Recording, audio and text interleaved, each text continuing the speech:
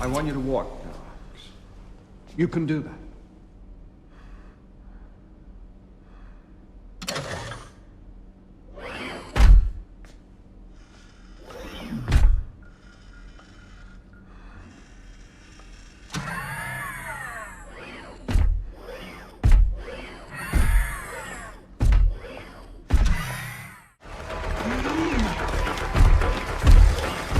Detective?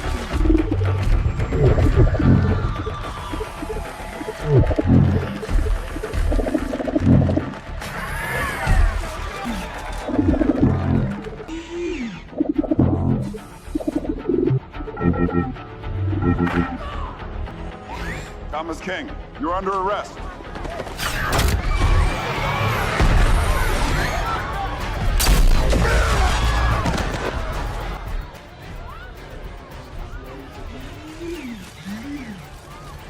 You are the absolute master. No firewall can stop you. No encryption can defy you. We're all at your mercy, Vic.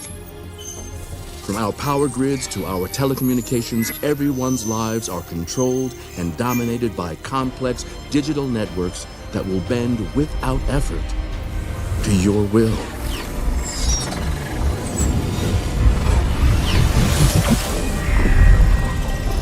سلام به CafeDX عزیز. من سیدمهدی هستم پورم از CafeDX با قسمت دوم مستند راز بقا در خدمت شما.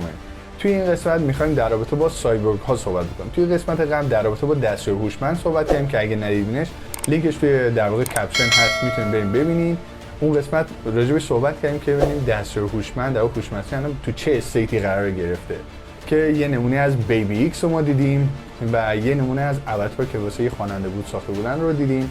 که دیدیم چجوری کار میکرد، چجوری فعال میکرد، مثل آدم داشت یاد میگرفت، یعنی بهش داشتن یاد میدن تو آزمایشگاه بزرگ دنیا. و الان میخوایم ببینیم که سایبورگ که مخفف سایبرنتیک و ارگانیسم هست، یعنی در واقع ترکیب انسان و ماشین، توی فیلم ها که دیدیم چجوری بود مثلا سایبورگ، حالا میخوایم تو دنیا تو چه استیتی رسیدن و به کجا رسیدن و الان چطوری داره پیش میره. بریم ببینیم. Cyborgization. Is this the fashion, madness, or a natural part of our evolution? What technological discoveries can make cyborgization part of evolution? And what opportunities does merging with the machine give man? Look at the top of real cyborgs whose capabilities have long surpassed those of humans. Let's go. Cyborg is a hybrid of man and machine. Over the last few decades, prosthetic limb technology has progressed at an incredible speed, and 3D printing has made bionic body parts relatively accessible as well. But the real evolution in cyborgization was the new technology discovered last year by researchers at MIT. It allows you to feel the robotic body part like a real one, not just giving feedback, but also feeling the position of the prosthesis in space. The Neuro-Embodied Design Project is led by Professor Hugh Herr at MIT, who himself has lost both his legs. Under his leadership, an agnostic-antagnostic myoneural interface was developed, abbreviated AMI, which connects the nerves in the residual limb to the external bionic prosthesis and allows you to feel it as a full body part. It is this feeling of unity with its means of rehabilitation, the boundary that turns a man into a cyborg, the professor believes. The new neural interface and communication paradigm are able to send movement commands from the central nervous system to the robotic prosthesis and transmit proprioceptive feedback describing the joint movement back to the central nervous system. The technology also includes a special surgical technique that closes each muscle pair of an agonist. Interestingly, Hugh Herr sees the application of technology not only for rehabilitation, but also for the empowerment of the individual. For example, to create real wings, which the carrier will also feel as part of the body and manage them intuitively. The idea of empowering the human being with advanced prosthesis is not new. For example, James Young, having lost his hand, developed together with the Japanese company Konami Bionic Hand on the model of his favorite computer game Metal Gear Solid.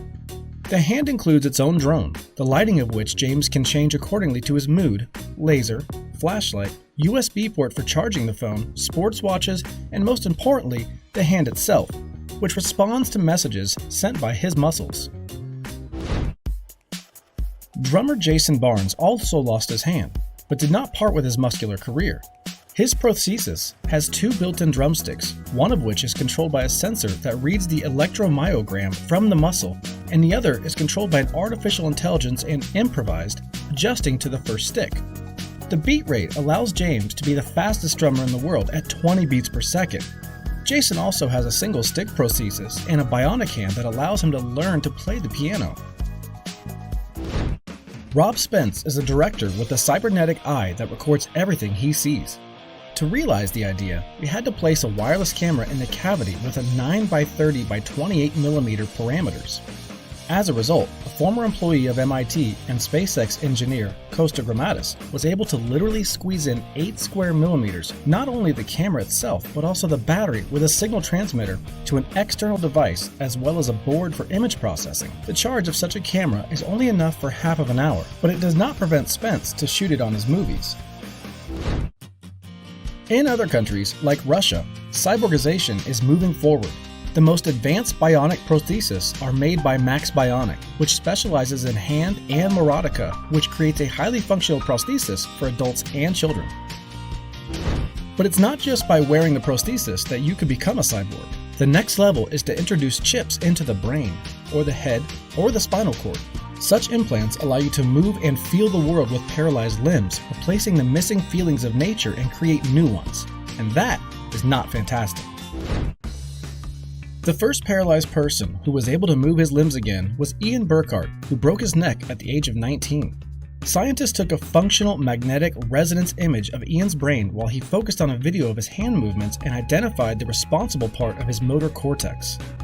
It was implanted with a chip that reads the activity of the area of the brain, converting and transmitting the signal through a cable to a computer. This information is then sent as an electrical signal to the flexible sleeve around the subject's right arm, and it stimulates the muscles. Recently, American scientists created a neural interface that allowed a patient with spinal cord injuries to not only control the movements of his paralyzed hand, but also to feel the grip and regulate its power. Weak residual sensory sensitivity was found in the primary motor cortex and is enhanced by a feedback system. Brain implantation can also change perception of reality. In 2003, Neil Harbison was implanted with a sensor in his head that allows him to hear color by determining the frequency of the color in front of him, translating it into sound, and transmitting sound through bone conduction to his brain. Harbison says that this connection between color and sound soon became a perception, allowing him to dream about color, and at this point he feels that software and his brain have merged. Besides the normal spectrum, Harbison can also perceive infrared and ultraviolet light. But most engineers see the ultimate goal of brain implants not in return of the lost feelings and abilities, but empowering the brain by connecting it to a computer, i.e. merging with artificial intelligence.